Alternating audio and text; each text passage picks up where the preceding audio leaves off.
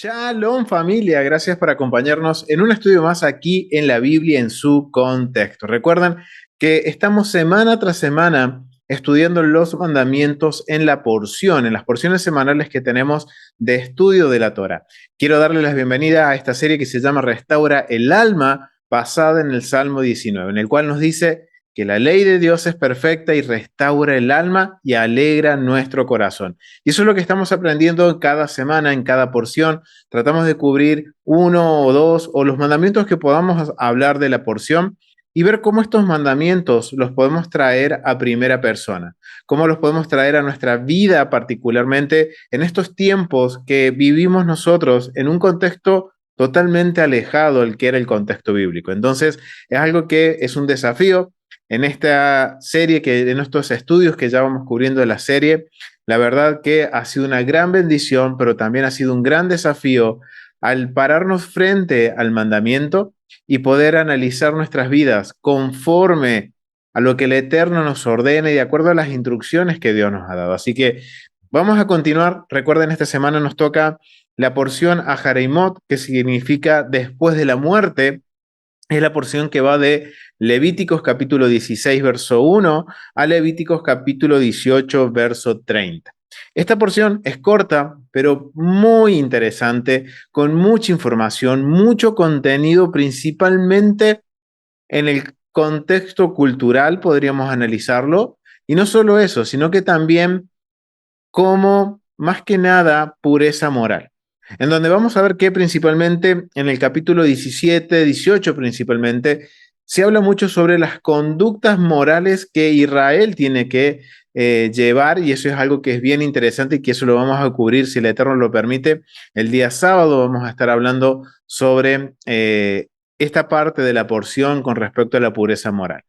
Pero hay otra segunda parte en esta porción, que es el capítulo 16. El capítulo 16 empieza a hablar sobre el día de expiación, o como lo conocemos como el tiempo de Yom Kippur, ese día que es tan importante en el calendario hebreo, en el calendario de las festividades, que justamente hemos comenzado ya con las primeras festividades, que ha sido Pesaj y panes sin levaduras. Y aquí estamos hablando ya de una de las últimas festividades, que es más que una festividad, es un Mikra Kodesh, un tiempo señalado, un tiempo que el Eterno nos ha ordenado. Vamos a descubrir qué nos ha ordenado y vamos a ver algunos mandamientos que tienen que ver con Yom Kippur y cómo esto lo podemos traer a nuestras vidas al día de hoy. Pero lo principal, aprovechando que aún tenemos un tiempo para prepararnos para llegar a este día de Yom Kippur, que son parte de las festividades de otoño, o sea que tenemos todavía unos meses por delante, empezar a prepararnos y empezando a conocer qué es el Yom Kippur. Una pregunta que nos tenemos que hacer es, ¿cuál es el propósito de Yom Kippur? Y justamente eso es lo que quiero enfocarme en este punto, más que nada en este estudio para restaurar nuestras almas, porque es algo que vamos a ver que es necesario, que a esencias que hay en el día de Yom Kippur, esencias que vamos a poder aplicar a nuestras vidas y que nos van a ayudar a restaurar nuestra alma y prepararnos para ese gran día, el día en donde somos, de alguna forma, podemos decir, vamos a estar frente al Eterno y clamando por el perdón como una nación, como un pueblo. Recuerden que Yom Kippur no tiene que ver con perdón individual, sino que tiene que ver con el perdón como una nación, como un pueblo. Y es el día que en el año, un día en el año que el Eterno nos permite presentarnos como un solo pueblo, a clamar y a suplicar el perdón y que el Eterno extienda su mano hacia nosotros, otorgándonos ese perdón. Entonces, vamos a comenzar con este estudio. Vamos a comenzar con responder la pregunta: ¿cuál es el propósito? ¿Cuál es el propósito para el día de Yom Kippur? Entonces vamos a ir, y no voy a solamente tomar parte de esta porción, sino que también vamos a tomar parte de la porción entrante, que tiene que ver con Levíticos 23. Entonces vamos a ir a Levíticos 23, y me gustaría que mi hermana Rosario Vos pudiera leer. Bienvenida, mi hermana. Que puedas leer, mi hermana, del verso 26 al 32 de Bueno, Levíticos 23. Shalom, mi pastor. Ahí, deme un segundito que Levítico 23, del verso 26 al 32. Bien. También habló Adonai a Moisés diciendo: a los 10 días de este mes séptimo será el día de expiación. Tendréis santa convocación y afligiréis vuestras almas y ofreceréis ofrenda encendida a Adonai. Ningún trabajo haréis en este día, porque es día de expiación, para reconciliaros delante de Adonai vuestro Dios. Porque toda persona que no se afligiere en este mismo día será cortada de su pueblo. Y cualquier persona que hiciere trabajo alguno en este día, yo destruiré la tal persona de entre su pueblo. Ningún trabajo haréis, estatuto perpetuo es por vuestras generaciones en donde quiera que habitéis. Día de reposo será vosotros y afligiréis vuestras almas, comenzando a los 9 días del mes en la tarde, de tarde a tarde, guardaréis vuestro reposo. Y habló Amén. Adonai. Ah, ya, listo. Amén. A ver, mi hermana, muchísimas gracias. Era hasta el verso 32. Wow, miren qué interesante. Aquí en el capítulo 23 de Levítico nos está hablando sobre el día de expiación, que vamos a conectarlo con el capítulo 16. Pero acá vamos a ver que hay una gran diferencia entre el capítulo 16 y el capítulo 23. En el capítulo 23, del verso 26 al 32, que leyó nuestra hermana Rosario, vamos a ver que la instrucción no es para el servicio del templo. Nos está hablando a nosotros. El capítulo 23 de Levítico nos está hablando a cada uno de nosotros. ¿Qué es lo que debemos hacer en este día tan especial? Y esta es la gran diferencia con el capítulo 16. El capítulo 16 tiene que ver con el servicio en el templo y está dirigido, la audiencia, o sea, digamos que ese capítulo está dirigido ¿a quién? A Aarón y a sus hijos. Entonces, para entender esto, primero vamos a enfocarnos en lo que nosotros debemos hacer. ¿Cuál es nuestra parte en este día de Yom Kippur? Y algo bien interesante que menciona el capítulo 23 es el siguiente. Dice en el verso 27, dice, a los 10 días de este mes séptimo. Ahora familia, yo les pregunto, ¿cuál es el mes séptimo? Conforme al calendario que lleva el conteo de las festividades. ¿Cuál es el mes séptimo? A ver, familia. Acá ya contestaron bien. A ver, muy bien, mi hermana Ofelia. Tishri, muy bien por los que respondieron bien. Es el mes de Tishri. Y dice que al décimo día, al día 10, se va a hacer este día de Yom Kippur, el día de expiación. Y recuerden, esto está sucediendo en el otoño. Y tengan presente esto porque tiene que ver mucho con un contraste contracultural que va a pasar cuando nosotros ahora veamos un poco de la cultura del antiguo Medio Oriente y comparando el día de expiación. Entonces tengan en mente eso. Esto está sucediendo en otoño. ¿Y qué sucede en otoño? Todo lo verde se pone amarillo, las hojas se caen. Hay una transición a nivel, podemos decir, de la naturaleza. Y esto es algo bien interesante. Pero miren qué interesante esto. ¿Qué es lo que nos corresponde a nosotros? Que en el día 10 del mes séptimo, que tenemos que hacer una santa convocación, un Mikra Kodesh, y afligiréis vuestras almas. Eso quiere decir que es un día de ayuno. Isaías 58 habla de esto y nos habla de la intención del corazón por el cual yo ayuno. Y miren qué interesante, porque el día de Yom Kippur tiene que ver no con algo propio, con un, podríamos decirlo por buscar algo personal o buscar el beneficio propio, sería la mejor definición, sino que el día de Yom Kippur uno tiene que presentarse como pidiendo perdón no solo por uno, sino por el que tengo a mi lado, por mi hermano, por mi vecino.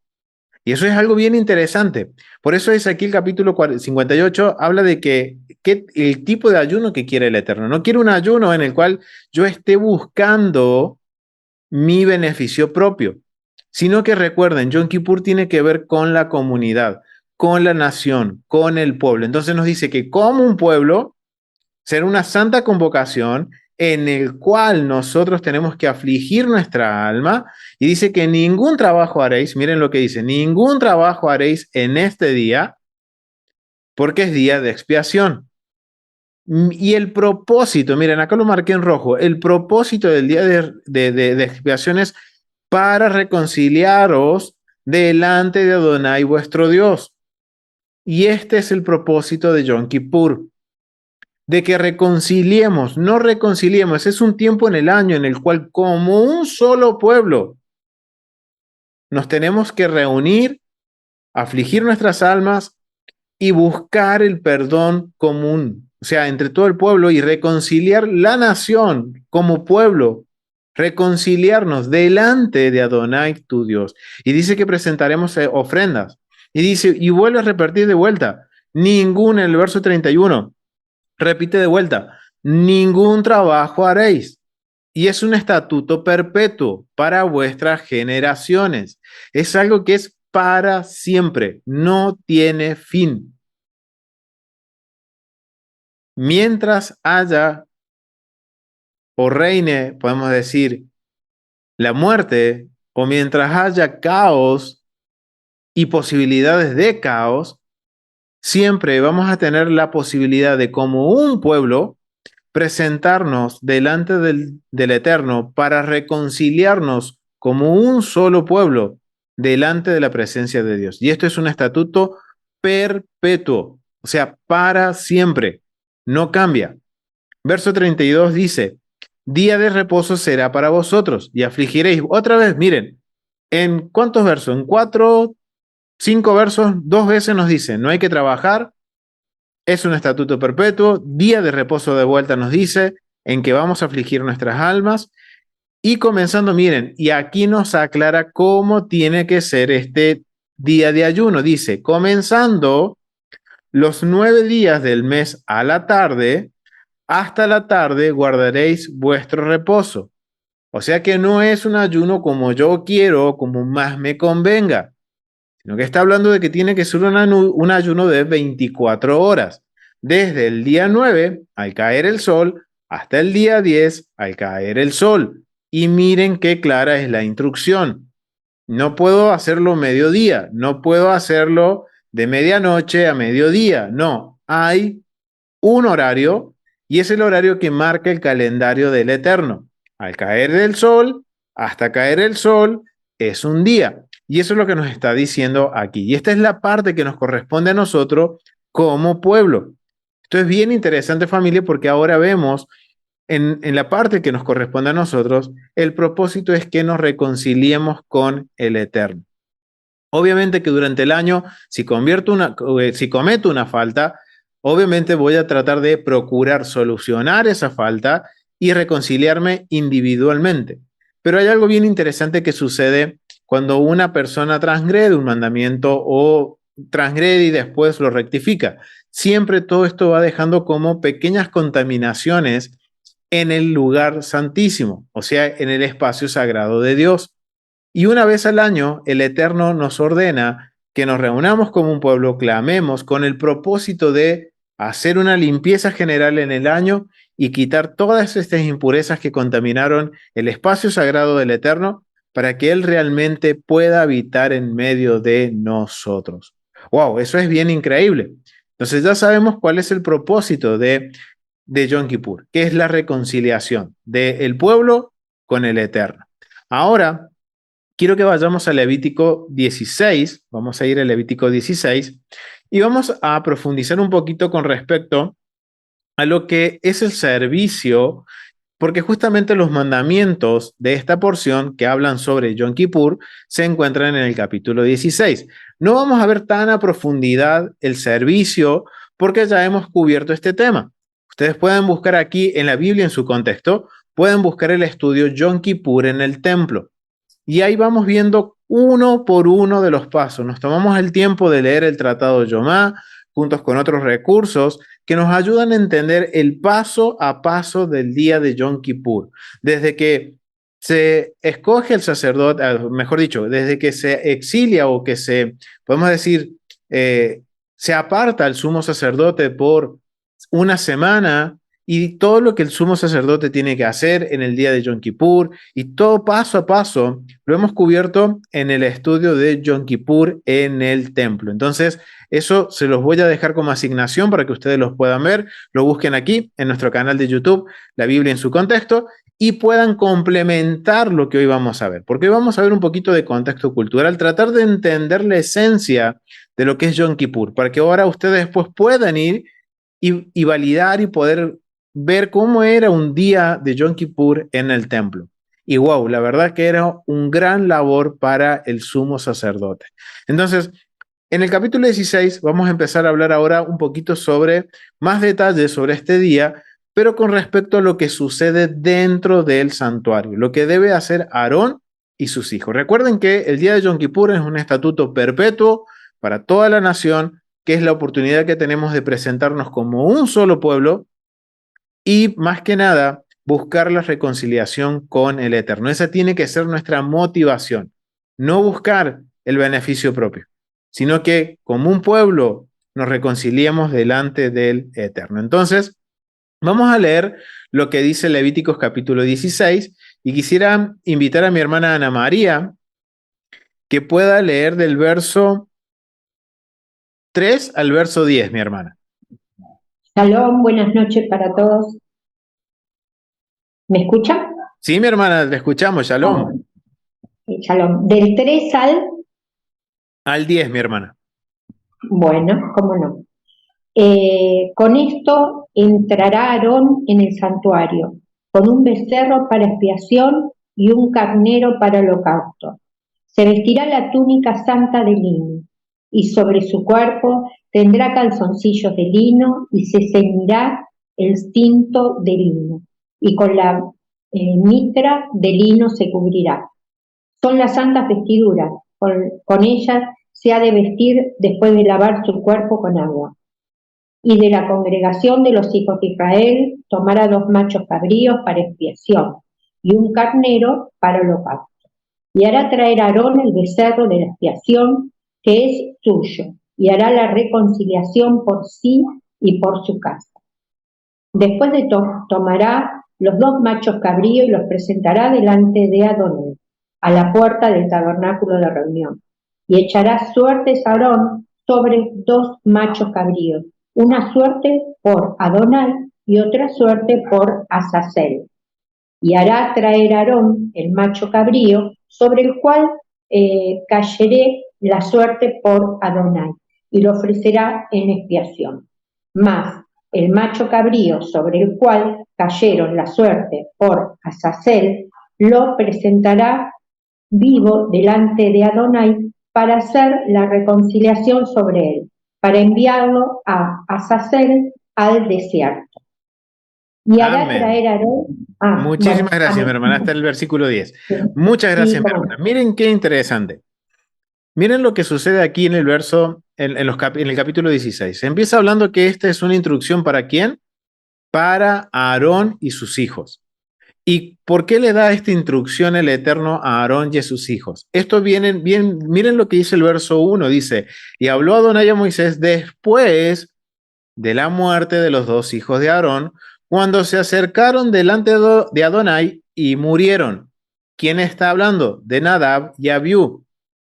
Obviamente aquí nos está dando un poquito más de luz de lo que está sucediendo, lo que sucedió en la narración de Nadab y Abiú, que ellos llegaron a un punto en el cual no tenían permitido entrar delante de la presencia del Eterno. Y por eso ahora vemos cómo el Eterno le habla a Moisés para que le hable a Aarón y le dice en el verso 2, di a Aarón tu hermano que no en todo tiempo, miren lo que dice, que no en todo tiempo entre en el santuario detrás del velo, delante del propiciatorio que está sobre el arca, para que no muera.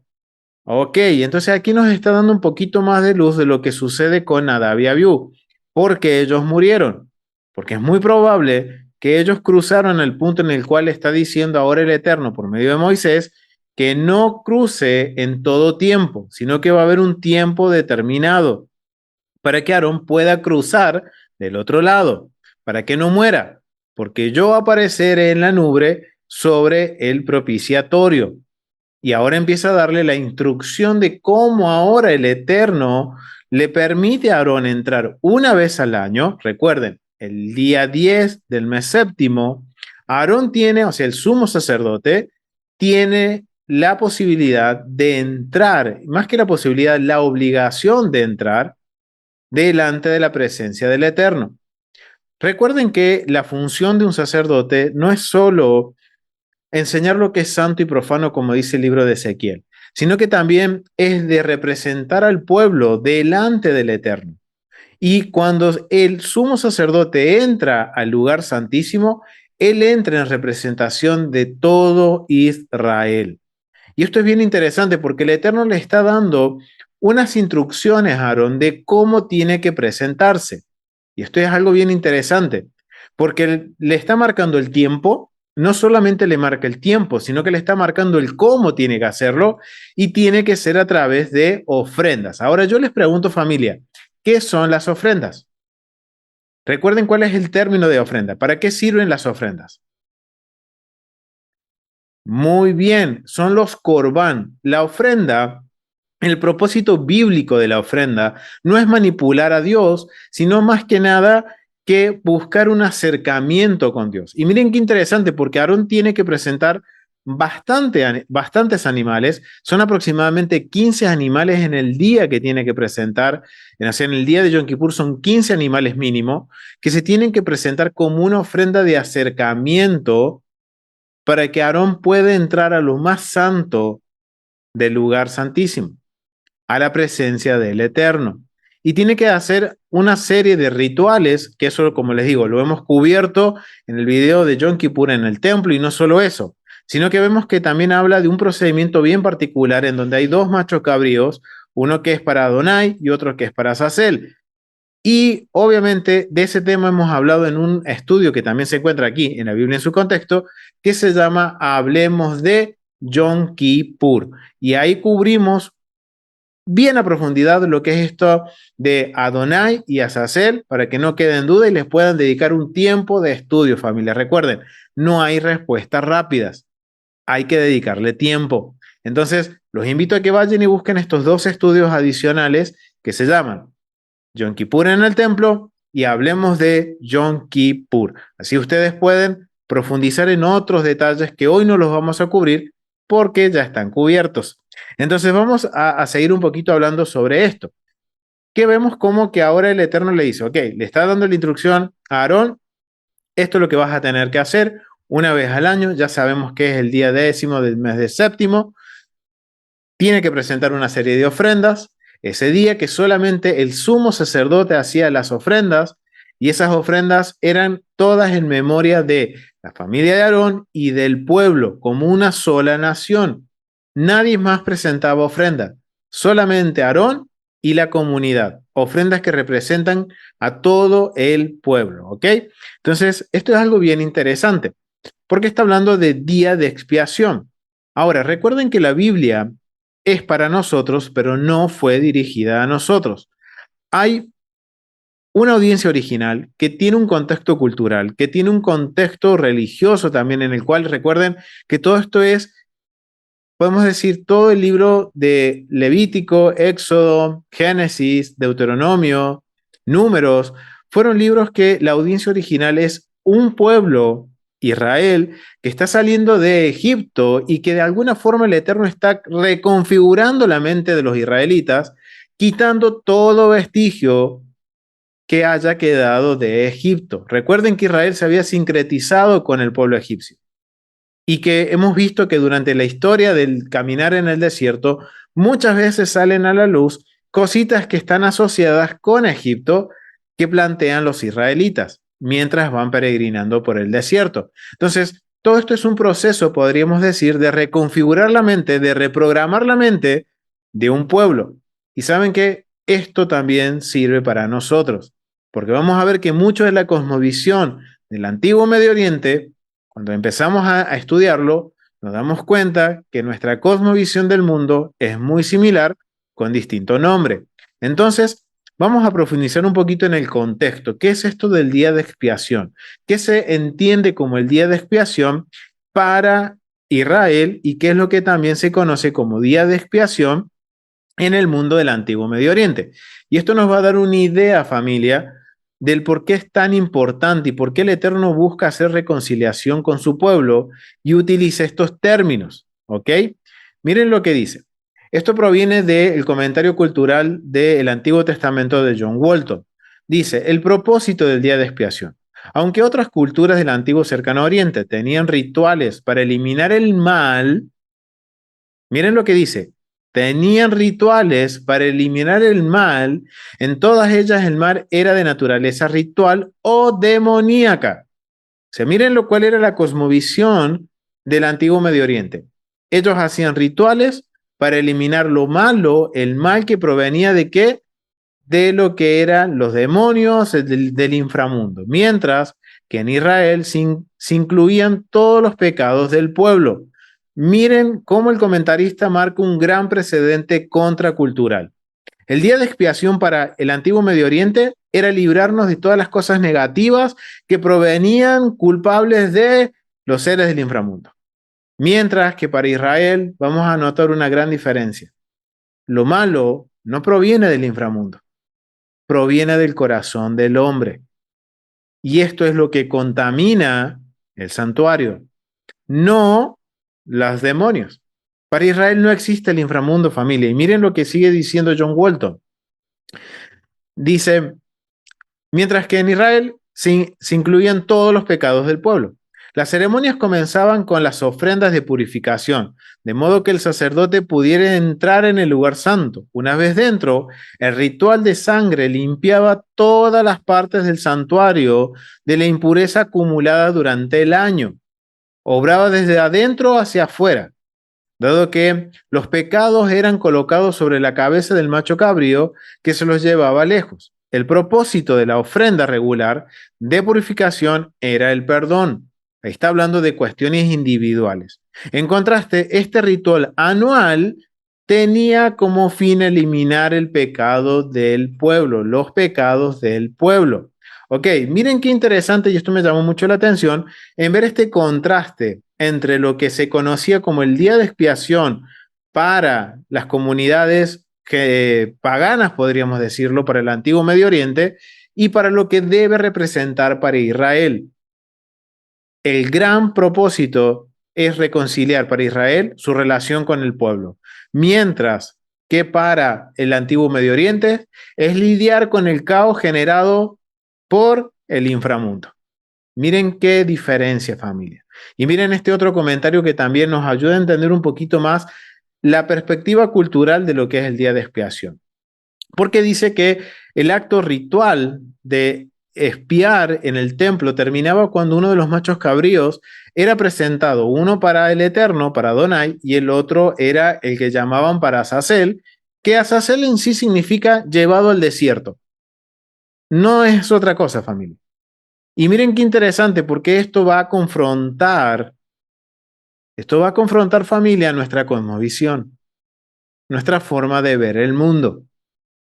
Y yo les aviso esto, familia, porque cuando empezamos a estudiar el mandamiento, tiene este propósito, de confrontarnos en cada aspecto de nuestras vidas y principalmente en nuestra forma de ver el mundo. Y miren lo que entienden los comentaristas considerando la arqueología, considerando también la historia, y miren lo que dice, el concepto del macho cabrío en el antiguo cercano oriente. Una cantidad de rituales eteos muestra la transferencia de mal a un animal que entonces se echa lejos. Ok. ¿Y cuál era nuestra perspectiva generalmente del día de Yom Kippur? Es que o cuando uno presenta una ofrenda en el templo, siempre vemos que se habla de que las personas imponían la mano. Nuestra imagen es que la persona transfiere sus pecados al pobre animalito y el animalito va a pagar nuestros pecados con su muerte. La verdad, familia, que eso es una mentalidad del antiguo Medio Oriente, en donde ellos creían que la persona quedaba libre de toda culpa transfiriendo sus pecados a un pobre animalito. No funciona así, familia, en este contexto. ¿Por qué?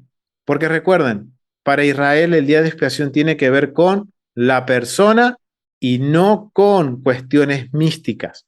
Y miren lo que sigue diciendo aquí, va para que podamos entender un poquito más. Dice que los rituales eteos de purificación transferían, dice que el pecado era transferido. Miren dónde proviene esa mentalidad que tenemos de que uno transfiere los pecados al animal cuando se hacían las ofrendas. Proviene de no entender el contexto cultural. Dice, en algunos casos se consideraba al animal como una ofrenda para aplacar. Miren lo que se consideraba. Y esto es el concepto de ofrenda para el antiguo Medio Oriente, que nosotros mismos, el día de hoy, también tenemos la misma perspectiva de lo que es la ofrenda, que era para aplacar la ira de los dioses en un tiempo de sacrificio a los dioses. Pero en otros es simplemente un medio de eliminación de lo malo. Los rituales mesopotámicos que transferían la impureza a menudo veían al animal como un sustituto del individuo, que entonces llegaría a ser el objeto del ataque demoníaco en lugar de la persona. En el ritual Asaki, Marusuti es algo que proviene de Babilonia. Para la fiebre, el macho cabrío que era sustituto del enfermo era echado al desierto. Todas estas diferencias todos estos diferían significativamente de la práctica israelita, en que eran actuados por medio de encantamientos. Miren qué interesante. Dentro de este ritual, en el antiguo Medio Oriente, era todo a través de adivinación, hechizos, brujerías. ¡Wow! Que era algo que difería de el servicio de Yom Kippur en el templo. No existía nada de esto. Un concepto totalmente ausente en el ritual israelita.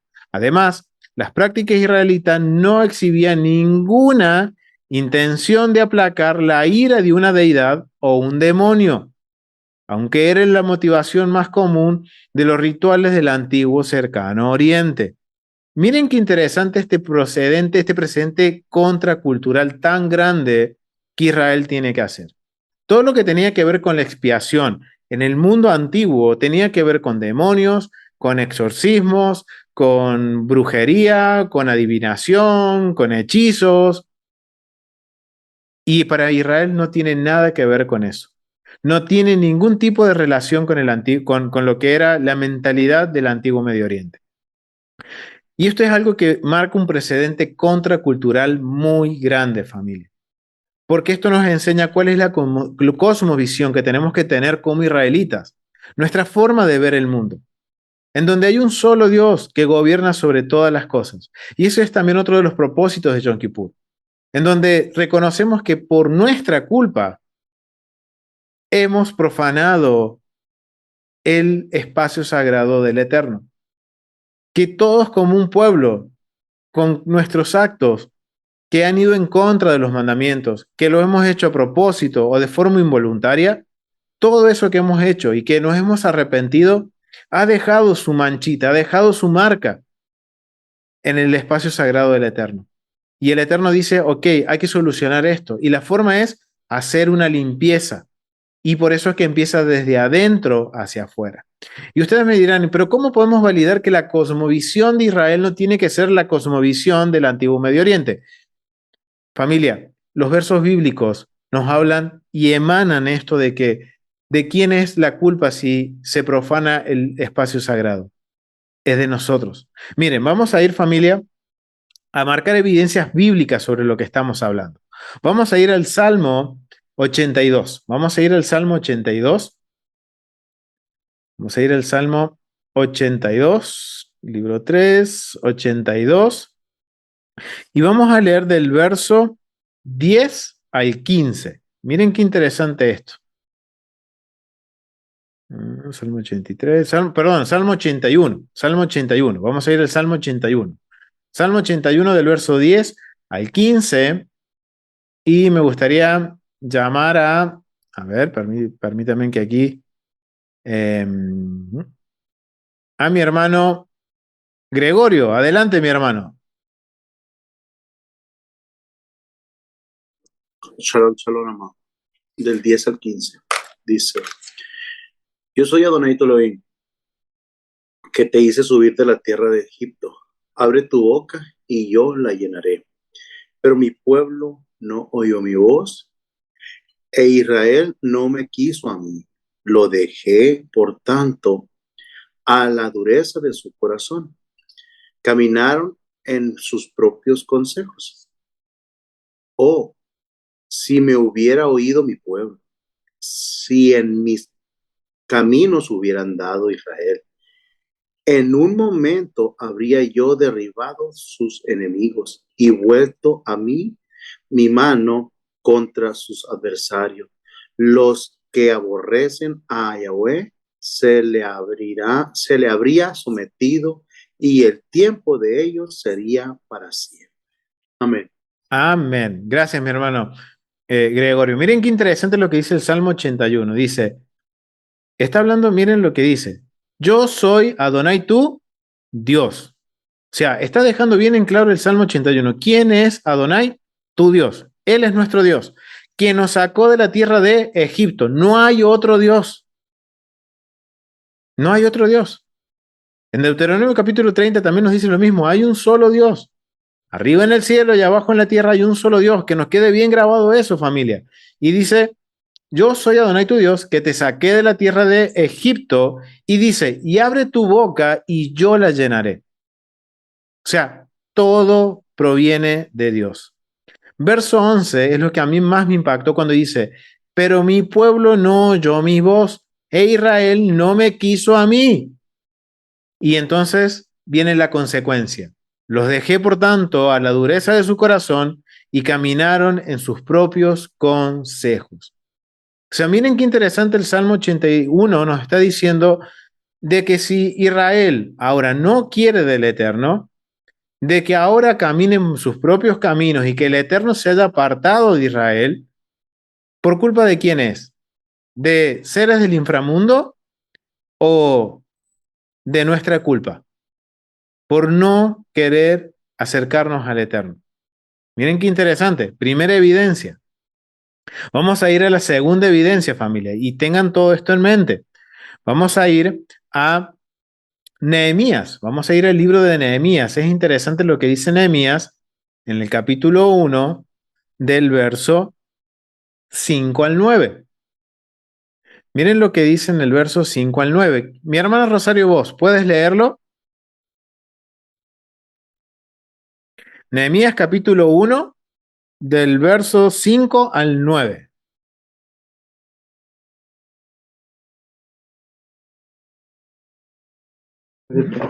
Mi pastor, deme un segundito que no encuentro Nehemías. Se me fue Nehemías. Un poquito antes de Salmos, mi hermana. 3 libros antes.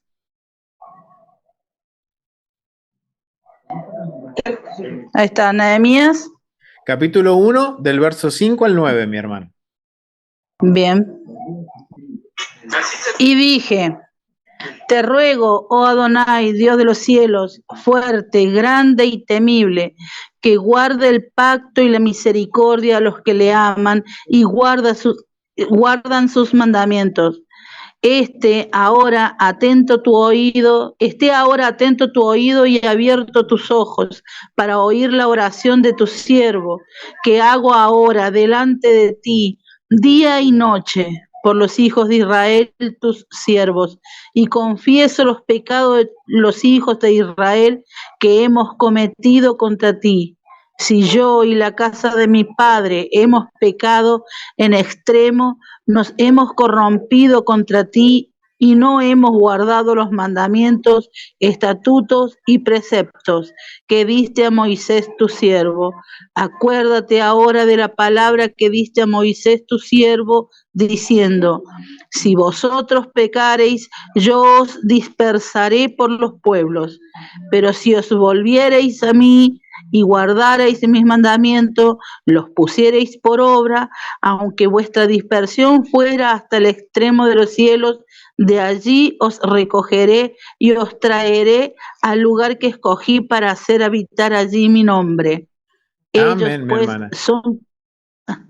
Amén, mi mi hermana. pastor. Muchísimas gracias. Miren qué interesante. Nehemías, en la oración de Nehemías, él dice, confieso los pecados de los hijos de Israel que hemos cometido contra ti. Seguimos en la misma sintonía que el Salmos 81. En extremo nos hemos corrompido contra ti y no hemos guardado los mandamientos, estatutos, preceptos que diste a Moisés tu siervo. Y miren lo que cita en el verso 8, dice, si vosotros pecareis, yo os dispersaréis por los pueblos. Y eso está citando Levíticos capítulo 26, verso 33. Miren qué interesante, familia. Nehemías está entendiendo algo que nosotros tenemos que entender, que es el pueblo mismo quien hace que, o podemos decir, es el mismo pueblo que cae en las consecuencias negativas de no obedecer el pacto. Entonces las consecuencias negativas nos corresponden lidiar con eso. ¿Por qué? Porque no hemos guardado los mandamientos, los estatutos y los preceptos de Adonai. ¿Y de quién es la culpa? Del pueblo. No es de nadie más. Y es lo que está diciendo y está confesando Nehemías el nombre de todo Israel. Y no solo eso, también Nehemías entiende de que el Eterno, ¿qué quiere? Reconciliarse con su pueblo. Pero ¿qué necesita el Eterno? Y aquí es bien claro en Nehemías, ¿qué necesita el Eterno para que su pueblo se reconcilie? Que rectifique su camino, que guarde sus mandamientos y que venga de vuelta a la presencia del Eterno. Y ahora ahora entendemos el propósito de las ofrendas. Porque tenemos que primero nosotros rectificar nuestra forma de caminar como una forma de pedir perdón delante del Eterno, arrepentirnos, pero hay una forma de acercarse al Eterno, no es como yo quiero. Hay una forma que el Eterno nos dice cómo tenemos que acercarnos a Él. Y por eso durante mucho tiempo, mientras empezamos el libro de Levítico en Restaura del Alma, estuvimos hablando de la ofrenda como una oración. Porque hoy no tenemos un templo en el cual vamos a llevar un animal como una ofrenda de animal para que rectificar y para reconciliarnos con el Eterno. Hoy no tenemos un santuario. Y la forma que nos enseñan los sabios es a través de qué? De nuestra oración, como dice Oseas capítulo 14. Que nuestra ofrenda de labios sea considerada como los becerros que se ponían en el altar. Miren qué importante es dedicarle tiempo y hacer de forma correcta, o principalmente tener la intención correcta a la hora de orar. Porque es como esa ofrenda que se ponía en el altar. Pero miren qué interesante, porque el Eterno, ¿qué es lo que siempre busca? Nehemías entendía esto. El Eterno quiere que su pueblo vuelva a Él, que su pueblo restaure la relación con Él. Hay una forma, y parte de esta forma es que el pueblo vuelva a los caminos de Adonai, que obedezca los mandamientos, los estatutos y preceptos de Adonai. Esto es bien interesante, familia. Y estamos viendo cómo ahora uno de los profetas, Nehemías, dice, la culpa no es ajena, sino que es nuestra propia culpa. Y recuerden que Nehemías está regresando de Babilonia. Está regresando con el 5% del pueblo judío que decidió regresar de Babilonia a la tierra prometida. Pero no es la única vez que se habla de esta forma. Cuando vamos al libro de Daniel, y recuerden, Daniel está directamente en el exilio, siendo un siervo de un rey extranjero, siendo un esclavo, él dice estas mismas palabras. Miren lo que dice, vamos a ir al libro de Daniel, vamos a ir al libro de Daniel capítulo 9 y vamos a leer del verso 4 al verso 6 y dice, miren, y oré a Adonai mi Dios e hice confesión diciendo, ¿qué es lo que hizo mientras oraba Daniel? Dice que hizo una confesión delante del Eterno. Y dice, ahora Adonai, Dios grande y digno de ser temido. ¿No es similar a lo que Nehemías estaba presentándose delante del Eterno? ¿No le está diciendo también Nehemías, Dios grande, Dios temido? O sea, con respecto no a miedo, sino con respecto a reverencia. Miren lo que dice también eh, Daniel, que guardas el pacto y la misericordia con los que te aman y guardan tus mandamientos. hemos pecado. Y recuerden que Daniel está en el exilio y dice, hemos pecado, hemos cometido iniquidad, hemos hecho impíamente. Ok. Y hemos sido rebeldes. Miren todo lo que está reconociendo Daniel. Y nos hemos apartado de tus mandamientos y tus ordenanzas. No hemos obedecido a tus siervos los profetas. Miren lo que dicen. No hemos obedecido a tus siervos los profetas, que en tu nombre hablaron a nuestros reyes y a nuestros príncipes y a nuestros padres y a todo el pueblo de la tierra.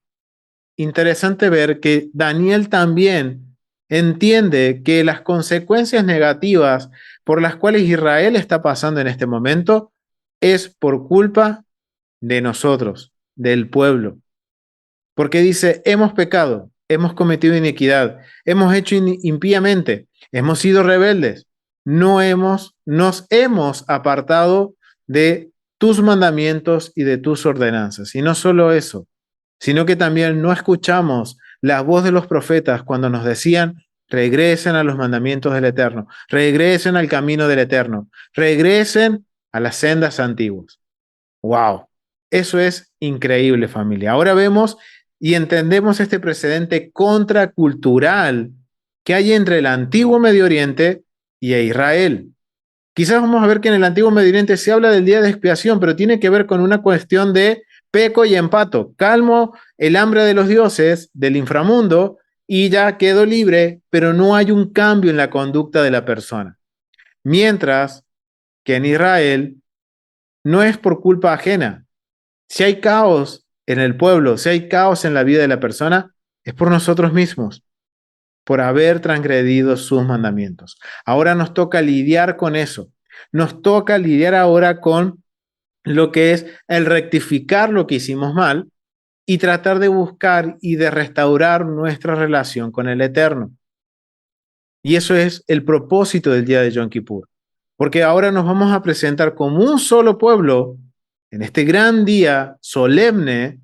¿Para qué? Para que poder pedirle al Eterno que extienda su perdón y que reconciliemos como una nación, como un solo pueblo, nos reconciliemos con Él. Y ese es el propósito del día de Yom Kippur. No tiene nada que ver con algo personal, sino que tiene que ver con la nación, pero no solo eso, sino que nos enseña que nosotros, es nuestra culpa de que entremos en caos. No es buscar factores ajenos, echarle la culpa a otro. Esa es la forma más fácil, familia, de escudarnos y de no ser responsables de nuestros propios actos. Los mandamientos tienen este propósito. Y esto es algo crucial en nuestro proceso de restaurar el alma. De no buscar justificantes, de no buscar excusas o buscar, no es porque aquel me hizo, o porque aquella me hizo, o porque aquel, o porque menganito, fulanito. No, familia. Se trata de yo ver hacia adentro mío, decir, ok, esto es lo que yo hice. Como dice, miren lo que hacía Nehemías y Daniel. Ellos confesaron, no solo por ellos mismos, sino que por todo el pueblo. Y de eso se trata el día de Yom Kippur. Es bien interesante esto, familia, y vemos este presente contracultural tan grande que hay con el antiguo Medio Oriente. Y que ahora nos está marcando de alguna forma que necesitamos rever nuestra forma de ver el funcionamiento del mundo, de ver cuál es nuestra cosmovisión. Si se asemeja más a la del antiguo Medio Oriente o se tiene que asemejar más o se asemeja más a lo que el Eterno nos pide, en donde tenemos que reconocer que eres el único Dios. Dice, yo soy Adonai tu Dios, que te saqué de la tierra de Egipto, abre tu boca y yo la llenaré. Y eso es algo que tenemos que tener en cuenta. Entonces ahora ya entendimos un poquito del propósito de Yom Kippur y vimos la diferencia entre el capítulo 23 y el capítulo 16. El capítulo 23 le habla al pueblo, nos habla a nosotros. ¿Cuál es nuestra parte en este día solemne? Y el capítulo 16 habla sobre la parte que le corresponde a Aarón. Y miren, y esto va a trabajar de forma conjunta, porque tanto el pueblo tiene que ir con la intención correcta, como el sumo sacerdote también tiene que tener la intención correcta.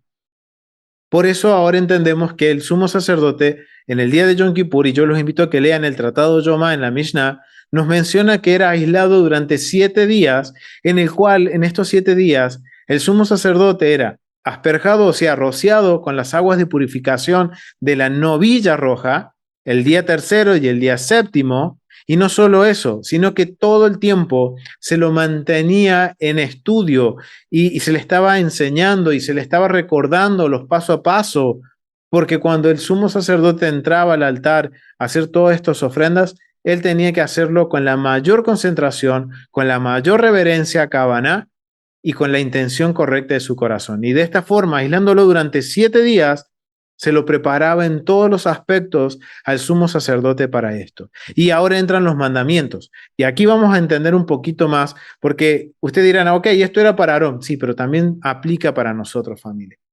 Y miren lo que dice el mandamiento. El mandamiento lo vamos a encontrar en en Levíticos capítulo 12, capítulo 16, verso 2, Levíticos capítulo 16, verso 2, dice que no debe venir en todo momento. Esto es un mandamiento para Aarón. Pero también hay algo que podemos aprender nosotros en esto. Dice, la esencia del mandamiento. Los Kohanim tenían prohibido entrar en el Jejal, o sea, en el lugar santo, la cámara sagrada donde se encuentra la menorá, durante todo el año, excepto en un momento del servicio. Ok, ahora, ¿cuál es ese momento del servicio, familia? A ver, aquellos que han estudiado el tratado Tamid, familia, ¿en qué momento entraba los sacerdotes? ¿Cuándo se les permitía entrar al sacerdote? ¿Podía entrar cuando quería o cuando entraba?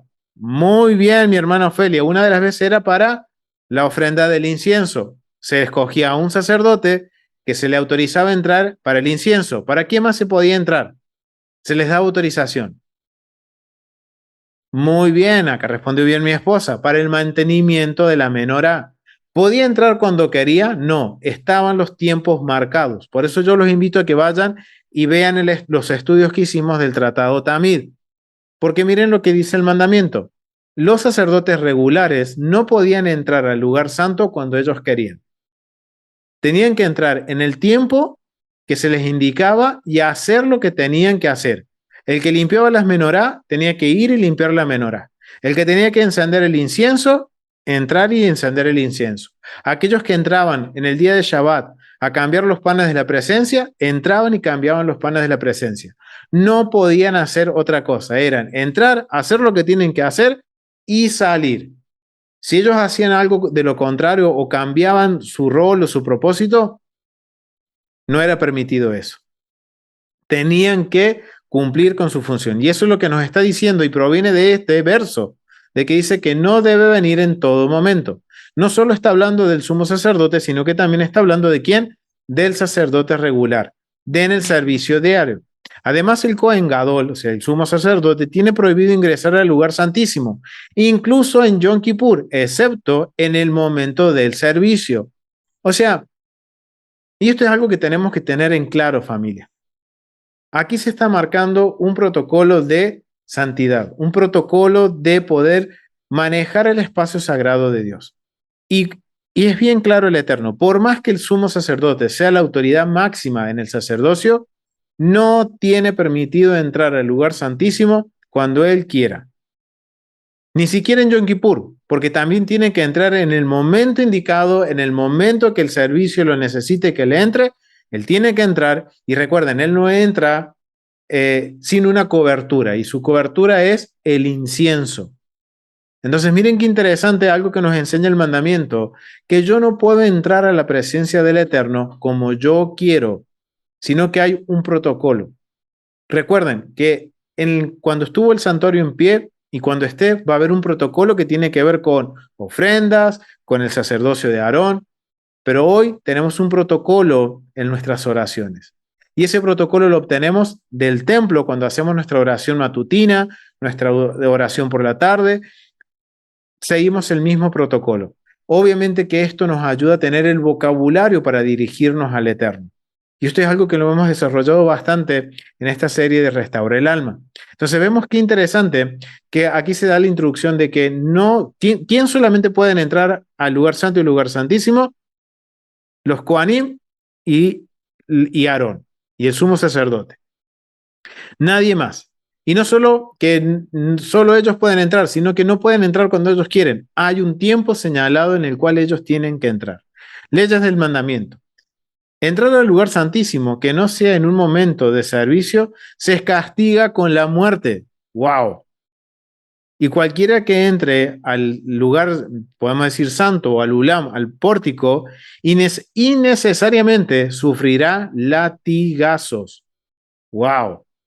Incluso hoy en día, cuando el Beit Hamidash no existe, recuerden esto, ya ahora están hablando después de la destrucción del templo, los sabios prohíben caminar en el sitio de las cámaras sagradas, porque su santidad permanece a pesar de que el Beit Hamidash esté en ruinas. ¿Qué nos enseña esto? Que por más que hoy esté en ruinas, que esté profanado, no deja de ser el lugar en donde el Eterno ha puesto su nombre. No deja de ser el lugar donde el Eterno escogió habitar entre su pueblo y que nosotros podamos ir y estar en su presencia. Y por eso nuestros sabios nos enseñan que a pesar de que hoy esté en ruina, yo no puedo transgredir conociendo, si yo ahora conozco los espacios, los lugares de santidad del santuario, yo sé hasta dónde yo puedo llegar y hasta dónde no puedo llegar. Y a pesar de que esté destruido, los sabios nos enseñan, es un lugar que está prohibido entrar. Por más de que sean Kohanim, por más que sea el Kohen Gadol y el santuario está destruido, no pueden pisar en ese lugar. Y eso es algo que hasta el día de hoy nuestros hermanos mayores cuando suben a la explanada del templo, lo respetan. Porque entienden esto, que a pesar de que esté profanado, que esté destruido, el lugar aún sigue siendo santo. Porque Dios no ha cambiado de lugar. No cambió el lugar donde Él va a volver a descender su presencia, a donde Él escogió habitar entre medio de su pueblo. Sigue siendo ese mismo lugar, familia. Miren lo que más dice, perspectiva del mandamiento. Dado que la Shejinah, la presencia divina, descansaba en el lugar santísimo en todo momento. Era un lugar extraordinariamente sagrado.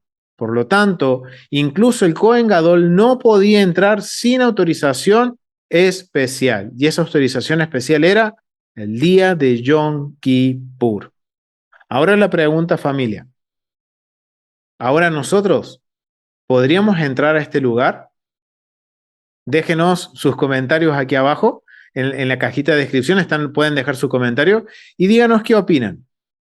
Ahora, entendiendo esto, ¿es correcto decir que yo puedo entrar al lugar santísimo? Yo les dejo esa preguntita y espero ver sus comentarios, familia. Entonces, vamos a continuar con el siguiente mandamiento. Vamos a ver el mandamiento y este es bien interesante porque va a hablar de un poquito del servicio de Aarón y sus hijos en este día de Yom Kippur. Miren lo que dice. Esto proviene de Levíticos capítulo 16, verso 3. Así entrará Aarón en el lugar santo. Esencia del mandamiento. Es un mandamiento que el Kohen Gadol realizara todo el servicio de Yom Kippur en su orden correcto. ¿Quién tiene que hacer el orden? ¿Quién tiene que hacer digamos, la ceremonia de Yom Kippur? El Kohen Gadol, nadie más. Iba acompañado de otros sacerdotes, pero todo lo tenía que hacer el Kohen Gadol. Nadie más podía tomar ese lugar. Y recuerden que esto es un estatuto perpetuo. Hoy no se hace porque no hay templo, pero cuando esté el templo en pie, solamente el Kohen Gadol necesita o tiene que hacer este servicio. Miren lo que dicen las leyes del mandamiento. Una descripción detallada del orden de los eventos de la abodá del servicio de Yom Kippur está más allá del alcance de este trabajo. Sin embargo, enumeramos las cantidades de veces que se realiza cada servicio. Miren qué interesante. El Kohen Gadol ofrecía 15 sacrificios. Miren la cantidad de animales que tenía que ofrecer el Kohen Gadol en un día. 15 ofrendas, sin incluir el macho cabrío enviado a Azazel, que no requería ser sacrificado. El Kohen Gadol ofrecía incienso 3 veces en el transcurso del día de Yom Kippur. Miren, tenía que presentar 15 sacrificios. No solo eso, sino que también tenía que ofrecer incienso 3 veces. Interesante. 2 veces en el altar dorado interior, o sea, en el altar del incienso, y una tercera ofrenda de incienso que la llevaba al lugar santísimo, y se colocaba entre las varillas del arca sagrada. Miren todo lo que tenía que hacer. El Cohen Gadol cambiaba, perdón, sus vestiduras 5 veces. ¡Wow! Cambiaba sus vestiduras 5 veces. Usaba las vestiduras doradas 3 veces y 2 veces las vestiduras de lino. Las vestiduras doradas eran para hacer el servicio de la tamid, porque dentro de estos 15 de ofrendas que él presentaba estaba la ofrenda tamid, que iniciaba el día, o sea, la ofrenda continua que iniciaba el día y la que cerraba el día. Entonces vemos que para cuando se hacía la ofrenda tamid, el sumo sacerdote tenía que vestir con sus vestiduras doradas, con el pectoral, con sus vestiduras de lana y carmesí, o sea, tenía que vestir con todo su uniforme completo. Pero cuando tocaba la hora de entrar al lugar santísimo, el sumo sacerdote tenía que vestir sus vestiduras de lino. Y esto representa humildad, sencillez, que obviamente delante de la presencia del Eterno, el Eterno nos ve a todos por igual. ¿Cuál es la diferencia? El rol y el propósito y la función que cumplimos para Él. Mientras más responsabilidad, mayor se le demanda. Y eso es lo que sucedía con el sumo sacerdote. Y por eso es que él en el día de Yom Kippur era el día en el que más trabajaba el sumo sacerdote. Porque él era igual que todos sus hermanos, pero él tenía una responsabilidad mucho mayor. Y por eso se le demanda mucho más. Entonces vemos cómo ahora y vamos entendiendo el cambio de las vestiduras. Y miren también lo que dice. El Cohen Gadol se lavaba las manos y los pies 10 veces. Miren qué interesante. Una vez antes de quitarse las prendas anteriores y una vez después de ponerse las nuevas. O sea que se lavaba las manos y los pies 10 veces.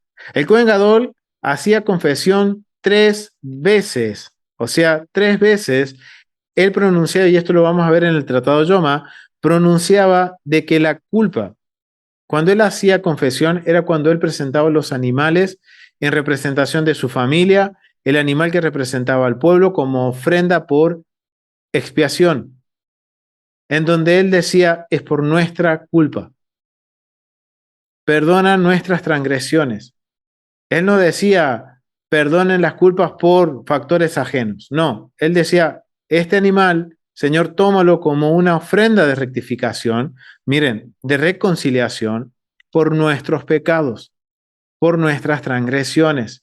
Y lo hacía por él y su familia, lo hacía por sus hermanos y lo hacía por el pueblo. Interesante. El Cohen Gadol entraba al lugar santísimo 4 veces en Yom Kippur y nada más. No tenía otro día que pudiera entrar al lugar santísimo. El Cohen Gadol rociaba 43 rociadas durante el curso del servicio de Yom Kippur. O sea, miren todo lo que tenía que hacer en este día. Y qué interesante, porque acá, bueno, podemos ver otros relatos que tienen que ver con lo que es el Yom Kippur en el Beit Hamidash, que eso también es un buen recurso que estamos viendo aquí, que está la referencia. Pero miren qué interesante, todo lo que tenía que hacer el sumo sacerdote. Y ahora entendemos que el sumo sacerdote tenía que hacer todo esto con el propósito de ¿qué? De reconciliar a la nación. Recuerden que el sumo sacerdote en sus vestiduras llevaba el nombre de sus hermanos en el pectoral y en las sombreras, en las piedras que había en sus hombros. 6 nombres de un lado, 6 nombres del otro. Y esto es bien interesante, porque ahora vemos que lo que más presentaba, o sea, tenía que ver con qué, con las ofrendas, porque eran 15 sacrificios que se presentaban en este día, y no solo eso, sino que debía manipular la sangre más de 40 veces en el servicio de Yom Kippur. Y entonces esto nos está hablando con ofrenda. Si ahora nosotros recuerden lo que hemos cubierto en los primeros capítulos de Levítico, que existen ¿cuántos tipos de ofrenda, familia? Ya les hice la ayudita. ¿Cuántos tipos de ofrenda están en el santuario? ¿Cuántos tipos de ofrendas se presentaban en el templo? 5. que eran 3 de forma, podemos decir, regular, que eran de forma voluntaria, que eran por agradecimiento, y 2 que eran obligatorias si yo cometía algún tipo de transgresión. Y tenía que ver con la purificación y tenía que ver también con la transgresión de un mandamiento de forma voluntaria o involuntaria. Eso es algo bien interesante. Entonces, ahora, considerando esto, entendemos que las ofrendas, y esto nos va a ayudar también a entender las ofrendas de purificación y la ofrenda por el pecado, por la culpa, por la hatat y la asham, que el propósito de esta ofrenda era de reconciliar a la persona con el Eterno, por haberse contraído una contaminación ritual, por haber cometido una falta voluntaria o involuntaria, y si hay un verdadero arrepentimiento, entonces la persona, ¿qué tiene que hacer? Tiene que reivindicarse, tiene que ir, solucionar ese conflicto, y una vez que solucionó el conflicto, me presento delante del Eterno y presento una ofrenda a Sham o Hataat para reconciliación. Entonces, es lo mismo que estamos viendo que sucede a nivel individual, sucedía a nivel nacional con el día de Yom Kippur, en donde vemos que este proceso, cuando lo vemos bien a detalle, cuando lo leemos en el capítulo 16, del verso 13 al 22, vamos a ver que empieza el proceso desde el arca. Después va al altar del incienso y termina enviando al macho cabrío para sacer al desierto, que es el macho cabrío que se envía al desierto, y el que se presenta como holocausto en el altar. O sea que la limpieza es de adentro hacia afuera. Y eso lo vemos en Levíticos capítulo 16, del verso 13 al verso 22. ¿Y qué nos enseña esto, familia? Viendo todo esto, nos enseña que hay un proceso que tenemos que pasar delante de la presencia del Eterno. Y el proceso es, primeramente, reconocer a Yeshua como ese mediador. Por eso vemos que en el libro de Hebreos se presenta a Yeshua como, y no es que Yeshua es el sumo sacerdote en la tierra, sino que él se usa la metáfora para que podamos entender lo que realmente Yeshua hizo por nosotros, como si él fuera un sumo sacerdote en el templo eterno, en el templo en la eternidad, en los cielos, como podemos decir normalmente. Él cumple este propósito. Él es el mediador entre la humanidad y el eterno, el cual quita la muerte eterna para darnos vida eterna. Entonces, el autor de Hebreos usa este contexto de lo que es el sumo sacerdote, la función del sumo sacerdote y del día de expiación, para que entendamos uno de los propósitos de Yeshua, que él es ser el intermediario entre la humanidad y el pueblo, como este sumo sacerdote que intercede delante de la presencia del Eterno y hace todo este protocolo de ofrendas para reconciliarnos con el Eterno.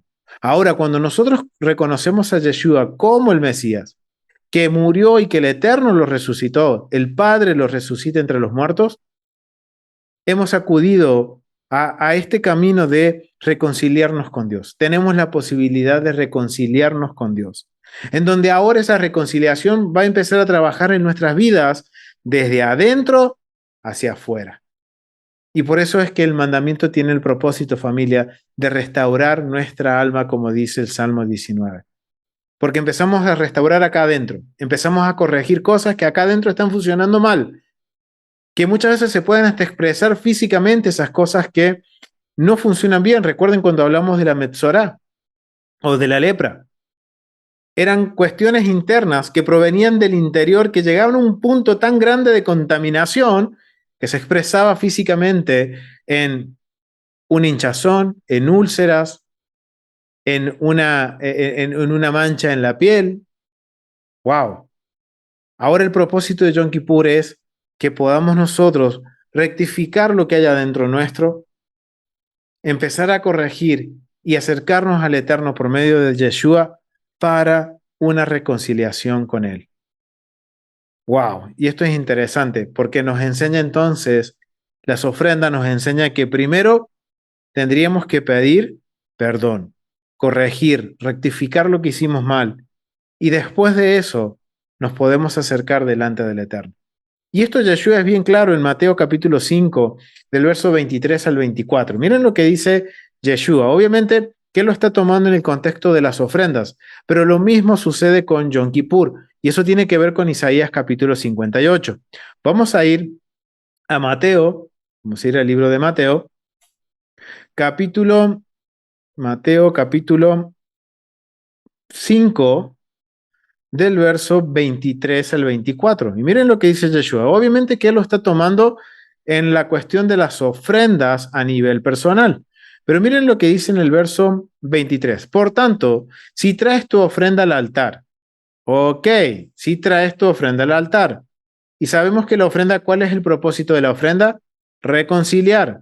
Ya sea en este caso que estamos hablando de las ofrendas por transgresión, por contaminación, que son las Hatat y el Asham, son para reconciliar. Igual esto aplica cuando yo llevo una ofrenda de holocausto, de agradecimiento. Y miren lo que dice, por tanto, si traes tu ofrenda al altar y allí te acuerdas de que tu hermano tiene algo contra ti, deja allí tu ofrenda delante del altar y anda y reconcíliate primero con tu hermano. Y entonces ven y presenta tu ofrenda, dice. Ponte de acuerdo con tu adversario pronto, entre tanto que estás con él en el camino. No sea que el adversario te entregue al juez y el juez al alguacil y seas echado en la cárcel. De cierto te digo que no saldrás de allí. Interesante esto. De cierto te digo que no saldrás de allí hasta que pagues el último cuadrante. Miren qué interesante, familia. Yeshua está elevando como siempre una varita más alta la interpretación del mandamiento, que no es solamente un acto físico, dice el presentar una ofrenda. Y esto también va de la mano con Yom Kippur. No es solamente el acto ritual de que toda la nación sea representada y participe del día de Yom Kippur, no, porque no es solo presentar la ofrenda, sino que también es preparar nuestra alma, preparar nuestro corazón y nuestra intención correcta para presentarnos delante del Eterno y reconciliarnos con Él. Porque miren, acá lo que nos está enseñando Yeshua es que por medio de las ofrendas vemos algo que sucede en una relación vertical. Si hay alguien que tengo algo en contra de mi hermano o él tiene algo en contra de mí, ¿qué tengo que hacer antes de presentar una ofrenda, de presentarme delante del Eterno? Ir y solucionar lo que hice mal con ese hermano. Pedir perdón, reconocer mi culpa. Si tengo que rectificar, rectifico lo que tengo que hacer.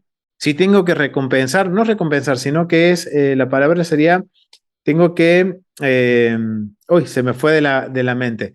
Tengo que rectificar, no. Uy, se me fue, ayúdenme en familia. Pagar o indemnizar puede ser, uy, se me fue justo la palabra y es con R. Hay que restituir. Gracias, gracias mi hermana, gracias Gilberto, gracias mi hermana Ofelia. Restituir. Si yo tengo que restituir, voy y restituyo. Pido perdón, restituyo, arreglo mi situación vertical con mi hermano para después ir y restaurar mi relación horizontal. Perdón, mi relación horizontal. Tengo que primero restaurar mi relación horizontal para después restaurar mi relación vertical con el Eterno. Lo mismo sucede con Yom Kippur, pero ahora no a nivel individual, sino como a nivel nacional. Y ahora esto es, llegar a Yom Kippur es que durante todo el año uno tiene que ir trabajando en esto, familia. Porque va a llegar ese tiempo en el cual ahora el Eterno nos permite presentarnos como un pueblo y clamar a Él y poder decir, Señor, perdónanos. Pero primero necesitamos trabajar individualmente cada uno de nosotros. Esto me hace acordar al ejército, familia. Cuando uno comete un error en el ejército, la paga todo el pelotón. Si uno del equipo, del pelotón, comete una falta o es irreverente ante el superior, los 30 que pertenecen al pelotón, los 30 tienen que pagar la penitencia o pagar las consecuencias por culpa de uno.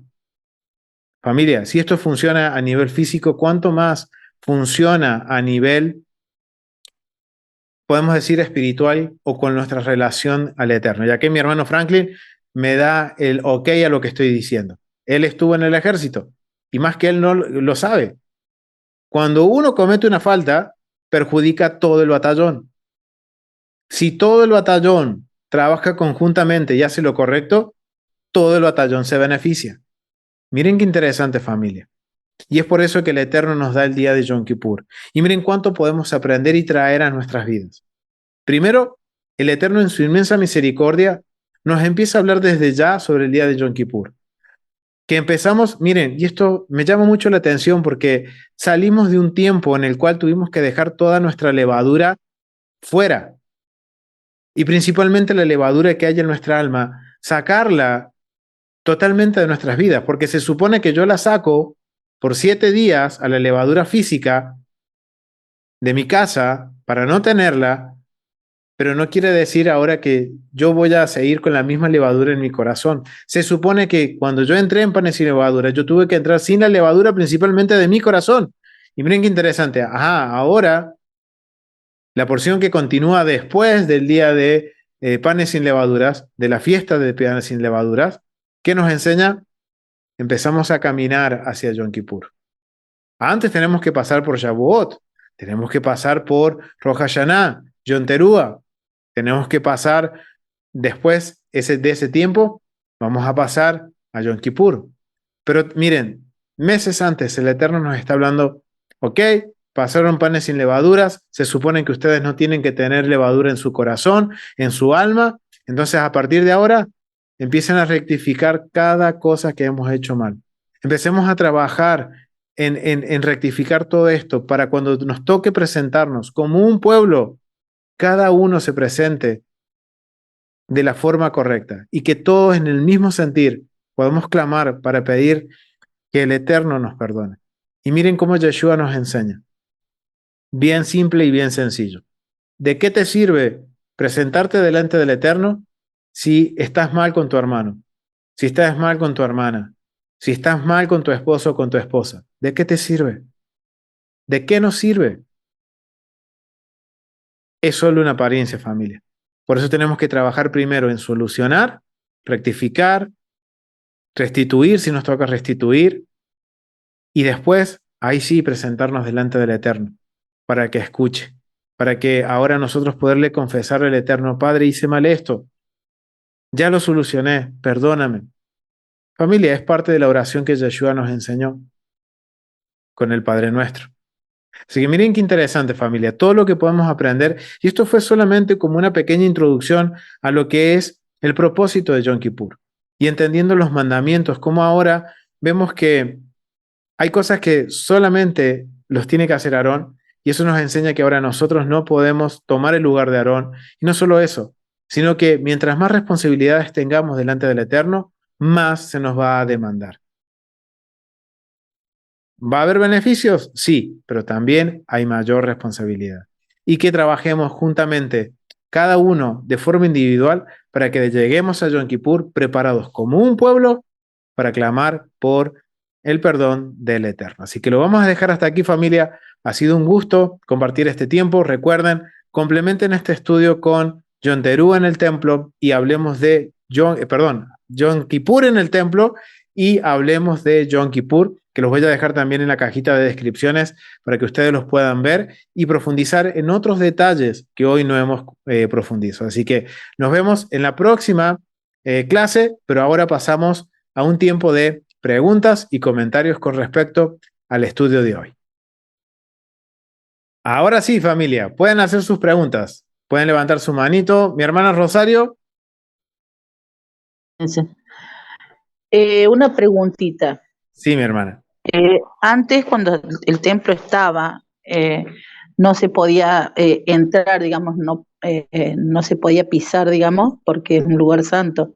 Más que una vez al año, el sumo sacerdote. Ahora está usurpado ese lugar y igualmente sigue siendo santo y no se debe pisar. Pero con esas personas que usurparon, digamos, donde debería estar el templo, lo pisan o cómo Tristemente es? sí, mi hermana, porque ellos, como estamos viendo, están profanando ese lugar.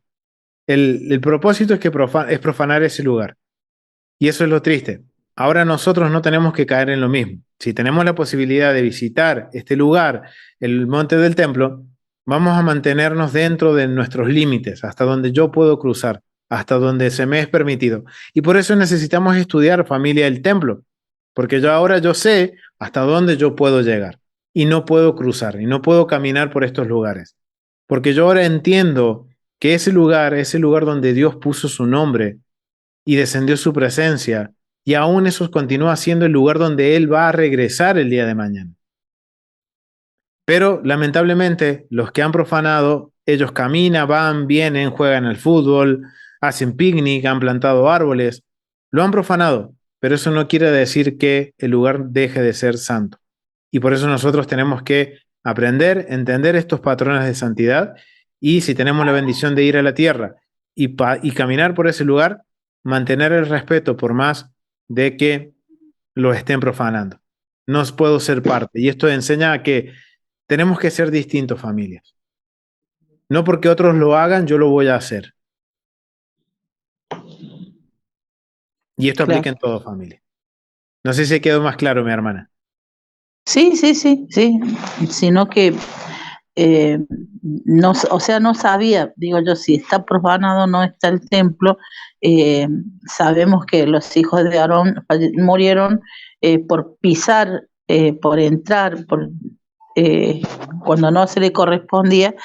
eh, ¿A qué punto llegó el pecado del hombre que nuestro Padre se vaya tanto, digamos, que hasta, o sea, se fue de ese lugar físico que era su monte, y que vayan cualquiera y pisen, y la verdad que decía, no lo puedo creer, cómo o sea, cómo permitimos que nuestro Adonai se vaya hasta de ese lugar físico que él eligió.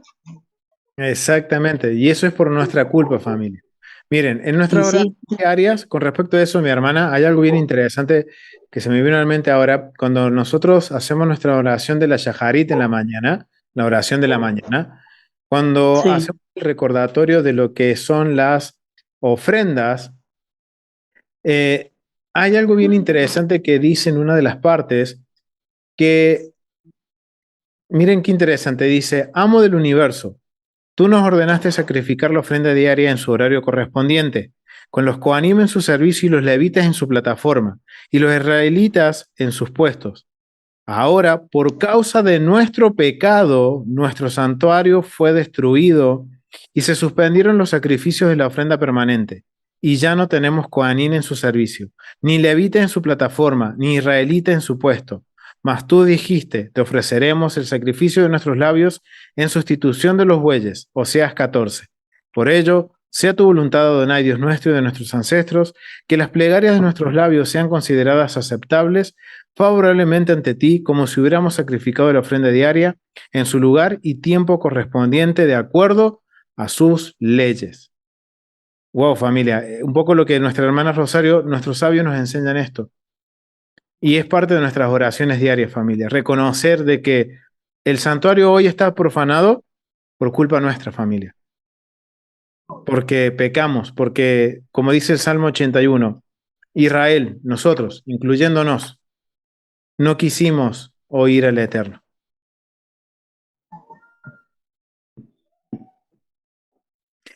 Gracias, mi hermana, por la pregunta. Mi hermano Franklin.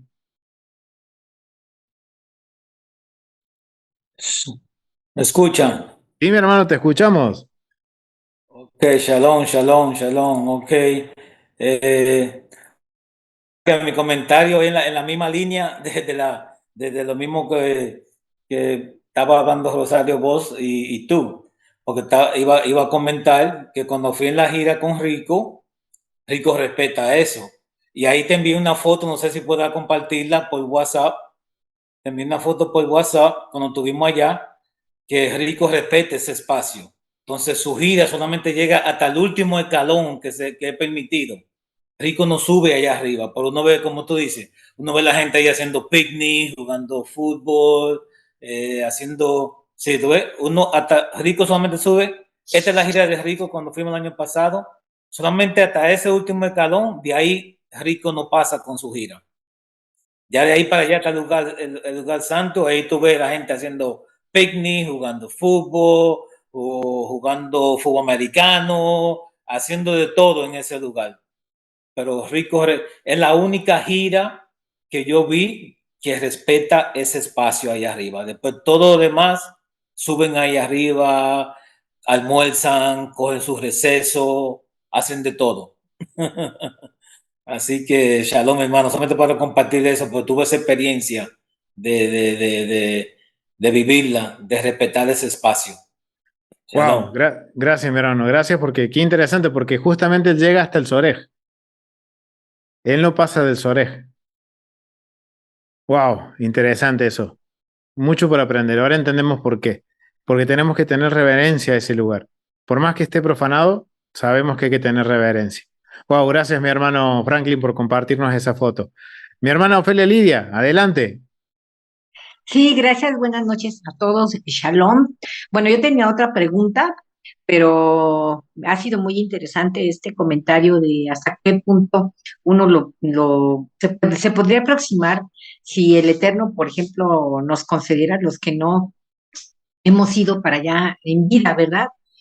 Pues nosotros que ya sabemos tenemos más responsabilidad que las personas ignorantes que no saben, ¿verdad? La mayoría no sabe de esos temas, porque bueno, yo en lo personal pienso, bueno, yo que estoy en esos caminos, sí me ha costado esfuerzo el estudiar, el querer aprender, el dedicarle tiempo para aprender esto. Entonces, personas pues que están en la total ignorancia y que no les interesa saber, pero sí bien es cierto que sí el Eterno se retiró porque si estuviera muy cercana a su presencia, pues caerían fulminados a pesar de su ignorancia. Entonces el Eterno es misericordioso porque en la época de los jueces, cuando el arca fue capturada por los filisteos, como a los filisteos les empezaron a pasar desgracias y entre ellas tumores y ratones, enfermedades, ¿verdad? Tan es así que tuvieron que darse cuenta que tenían que devolver el arca, porque pues sí se atrevieron, ¿verdad?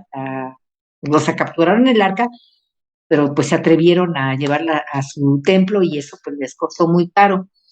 Entonces sí, ¿verdad? Si el Eterno nos permite, nosotros que ya sabemos saber hasta dónde podemos llegar, porque sí hay que tener temor, ¿verdad? Aunque otras personas hagan ahí lo que, pues el Eterno ya juzgará, ¿verdad? Los juzgará y se encargará de esto. Y también tenía una pregunta acerca de, bueno, dos, cuando se hacían las suertes de los dos chivos en Yom Kippur, ¿cómo echaban las suertes para saber cómo escoger a las hacer? ¿Usaban el Urim y el Tumim o usaban otro tipo de suerte?